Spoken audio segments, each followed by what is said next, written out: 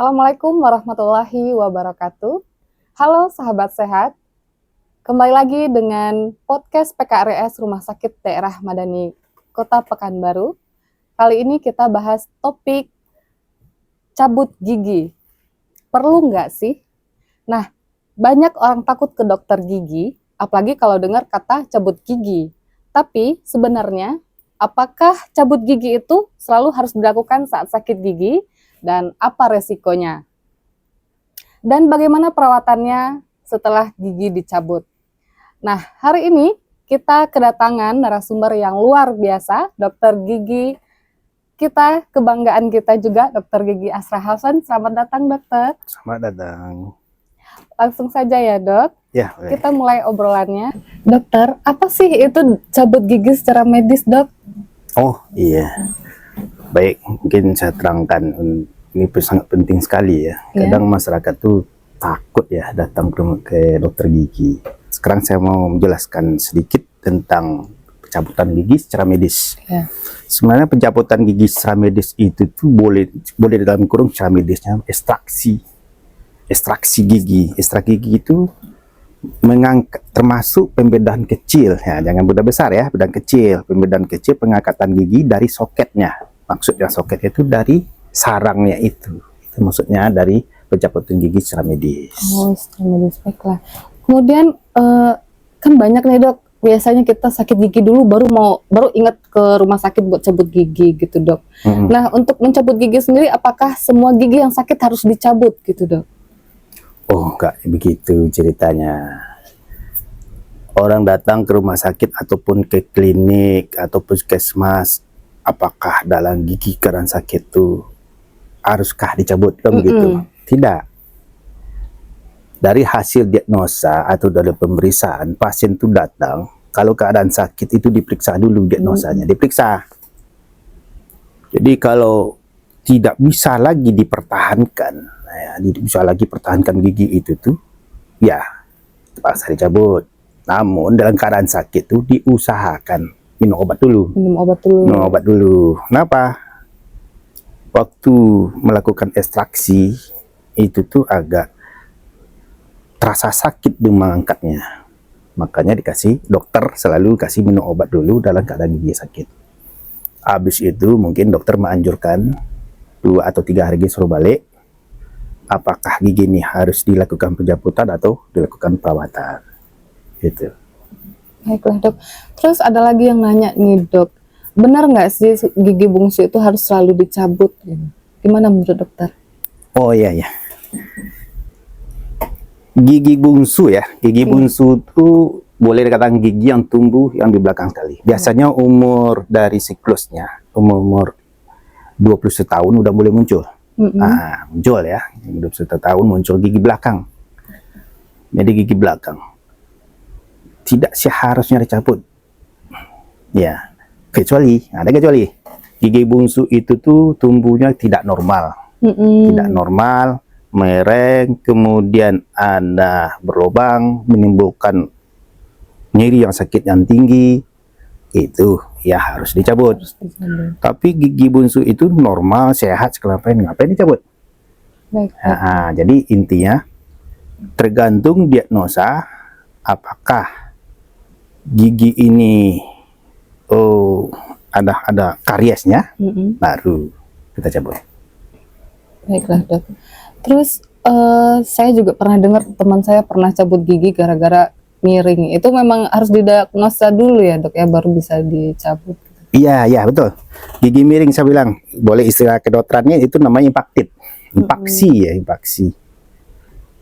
Gigi impaksi kalau menimbulkan risiko, ya risiko itu tuh nyeri yang sakit tinggi sampai migrain, ya itu harus kita melakukan pencabutan. Tapi bukan pencabutan biasa, itu namanya pencabutan dengan operasi kecil. Bisa mayor, bisa ketika melakukan di OK. Kalau operasi minor kita lakukan di poli, bisa. Apalagi di poli Madani ini bisa kita lakukan. Kemudian untuk proses, gimana sih, dok, proses pencabutan gigi yang dilakukan oleh dokter gigi? Kalau prosesnya ya, Iya. gini, ya masyarakat jangan takut ya yang dengarnya bunyi.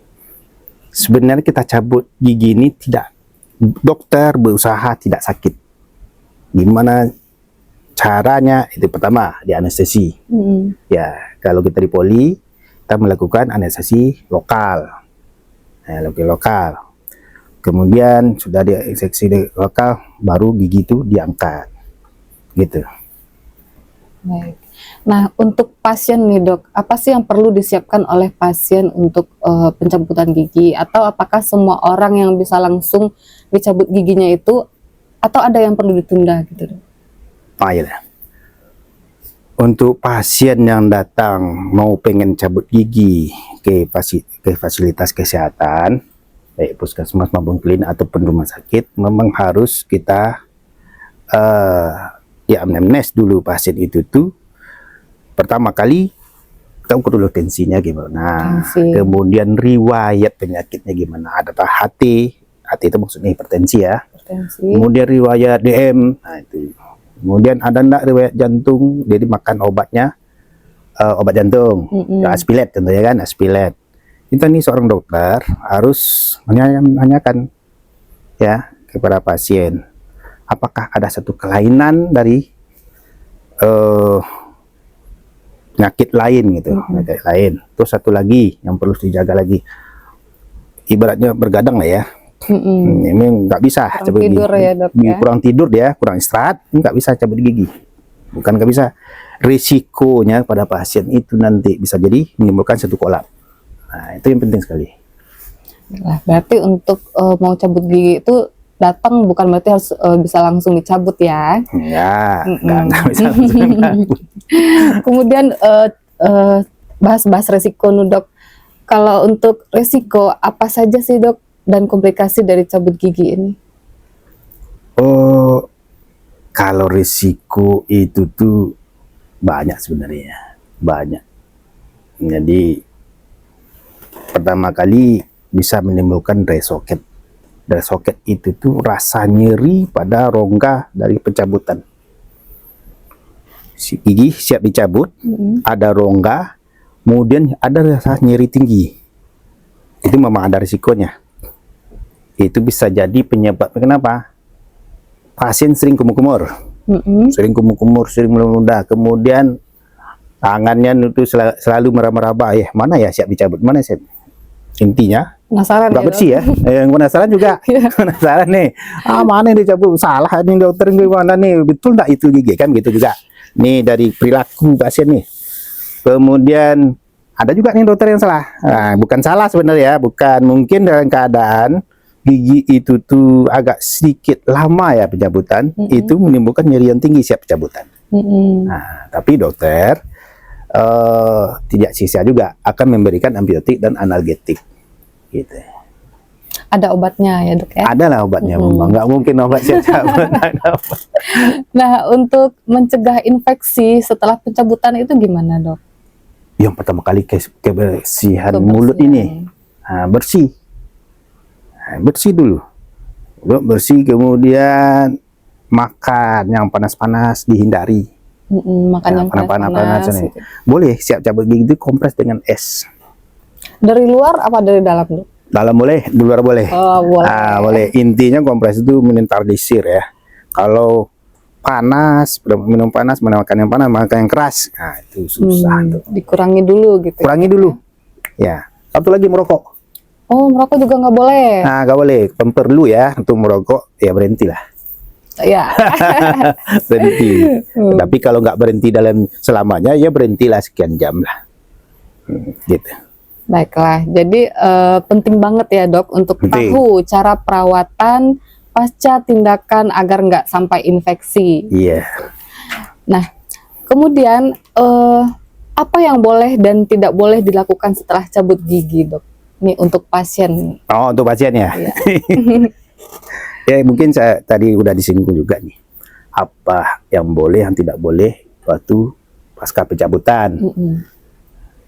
Sering berludah-ludah. Sering Tapi meludah. setelah dicabut itu kan banyak darah itu dok yang keluar dari gusi yang tadi dicabut. Tapi itu ditelan apa diludah apa gimana, Dok? Gini, waktu siap setelah pencabutan, Iya. itu dokter memberikan tampon. Tampon. Habis pencabutan itu tuh, tampon yang tadi itu disuruh gigit. Gigit ya, gigit kuat. Jangan sering dibongkar-bongkar. Oh, buka lagi, buka, ngisap. Nah, sering meludah itu memancing darah keluar. Oh, gitu. Memancing darah keluar ya, perasaan ini banyak pendarahan nih sebenarnya enggak. Meludah besar enggak ada di situ enggak. Jadi ini, wih, sering berdarah. Namanya luka ya berdarah lah, ya kan? Namanya luka, memang berdarah. Cuman kita itu harus cegah, jangan sering kumur-kumur, jangan sering meludah-ludah, jangan diraba-raba, dah. Nah, itu yang penting dulu. Ini dalam keadaan kondisi normal, maksud normalnya dia dari pemeriksaan CBT ya, CTBT itu tuh pemeriksaan beku darah normal, kemudian kelainan-kelainan nggak ada, semacam dia sehat sebenarnya, kita cabut gigi, dia berdarah, itu lantaran perilaku pasien aja. Berarti kalau normal itu berapa lama untuk penyembuhan cabut gigi ini, Dok? Penyembuhannya 3 atau 7 hari selesai. 3 sampai 7 hari selesai. Nah, kebiasaan pasien nih, Dok, kalau setelah dicabut itu pasti nanya kan, Dok, ya. Kapan boleh makan nasi, Dok, gitu. Atau boleh nggak minum es lagi, Dok? Oh gitu. Setelah cabut gigi ya? Iya. Kalau setelah cabut gigi, ya boleh lah makan. Boleh. Sama yang nggak boleh, cuma makan yang panas-panas dulu, makan nasi yang lembek lah ya. Nah, terus satu lagi, masa nggak bisa cabut gigi nggak boleh makan, yang serius saja lah, ya. Jadi boleh makan, boleh makan, masa nggak boleh makan. Contoh, kita cabut gigi sebelah kiri, ya makanlah sebelah kanan, gitu aja. Dialihkan dulu ya. Dialihkan dulu sementara. Tanda-tanda, apa sih, Dok, tanda-tanda yang harus diwaspadai setelah cabut gigi? Yang tanda-tanda yang harus kita waspadai gitu, Dok, setelah cabut gigi. Iya. Wah, kalau tanda-tanda itu tuh ya bengkak semacam. Nah, ada udem lah itu istilahnya, udem. Tuh. Kemudian kita cek pendarahannya gimana, pendarahan. Kemudian di rongga, alveolar, rongga yang sarang gigi tadi kita cabut, kita lihat apakah memutih segala macam, itu menimbulkan nyeri. Kita lihat tuh waspadai. Itu penting. Oh, berarti untuk kontrol apakah diperlukan, Dok, setelah cabut? Perlu ya? Perlu. Nah, kadang-kala gini, ada pasien nggak ada merasa nyeri dan segala macam, nggak datang lagi. Iya, benar. Harusnya kontrol 3 hari habis itu pencabutan, kontrol. Nah, itu penting. 3 hari setelah pencabutan kita kontrol lagi. Ya. Biasanya kan banyak orang yang ngerasa udah nggak sakit nih, udah nggak perlu lagi untuk iya, banyak hal demikian. Kita tahu nih, melihat nih komplikasi. Nah, komplikasi contoh, kita cabut yang gigi yang belakang sekali contoh. Nggak tahu gigi yang di nomor 2 dari belakang yang kita cabut tadi ini kena atau enggak nih, komplikasi enggak nih, goyang atau enggak nih dari antara kita dokter secara melakukan tindakan. Itu yang penting. Nah, itu gunanya untuk kontrol dan penyembuhan luka nih gimana nih, normal enggak ya. Nah, itu yang penting. Jadi jaringan itu tuh, iya, jaringan gigi pak itu tuh, nah, normal enggak, itu aja. Baiklah. Jadi karena harus memang dikontrol lagi, harus datang lagi ya. Terus untuk pesan dan tips dari dokter untuk kesehatan supaya tidak perlu sampai cabut gigi, bagaimana menjaga kesehatan gigi agar tetap kuat sampai usia tua, Dok? Oh, sebenarnya dari apa sudah diajari ya, dari masa sekolah segala macam udah diajari, nggak jauh dari hal demikian. Coba sikat gigi yang rutin ya. Sikat gigi. Lakukanlah tiap hari, makanlah, mau manis mau makan coklat silakan, tapi habis itu ya sikat gigi bersih.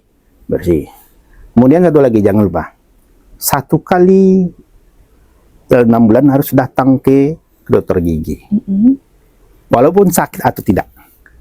Kita nggak tahu, bisa jadi di situ karang gigi yang menumpuk, kita nggak tahu juga nih, gigi berlubang ditutup juga oleh karang gigi. Nah, di sana kita tahu 1 kali 6 bulan kita cek semua. Nah, itu tipsnya yang penting. Datanglah ke dokter gigi, ke fasilitas layanan yang terdekat. Gitu. Nah, gitu. Berarti harus rajin untuk sikat gigi dan 1 kali 6 bulan kita juga harus kunjungin fasilitas yang bisa kita datengin ya, Dok Iya, ya. iya, Entah itu iya, iya. FKTP atau rumah sakit ya. Hmm. Wah, terima kasih banyak untuk Dokter Gigi Asraven atas ilmunya hari ini. Semoga setelah mendengar podcast ini, sobat sehat di rumah tidak takut lagi untuk datang ke rumah sakit ataupun mau mencabut gigi.